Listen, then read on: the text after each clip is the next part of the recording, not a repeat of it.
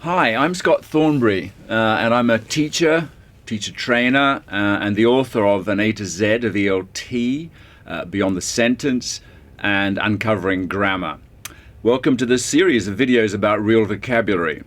In Macmillan Dictionary's recent Real Grammar series, we looked at some controversial points of English grammar, 10 grammatical issues which, according to some people, are common sources of error in people's speech or writing. But we questioned whether any of these were really errors at all. And our method was to evaluate these questions not on the basis of rules handed down from generation to generation, but by examining the evidence of language in use. This is what's known as a descriptive approach. That's when you try to discover the way language works by observing what people do when they communicate with one another in different situations. Our large corpora, that's databases of language in use, help us to see that many questions of grammar are not simple matters of right or wrong. Language is more complicated than that, and the norms of grammar can change over time, or they can vary according to context. So we're now applying the same evidence-based approach to questions of vocabulary. Grammar and vocabulary work together to create meaning, and just as with questions of grammar, there are plenty of traditionalists, that is to say people with a prescriptive rather than descriptive view of language, who will tell you that some uses of vocabulary are simply wrong.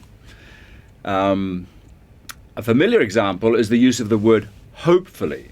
When we're talking about what we hope will happen in a sentence like, hopefully the weather will be better tomorrow.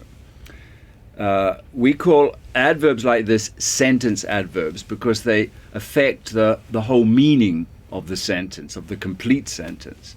Sentence adverbs are very common in English. We use words like sadly, thankfully, unfortunately in just the same way. And there's no rational argument for saying that hopefully can't be used like this too.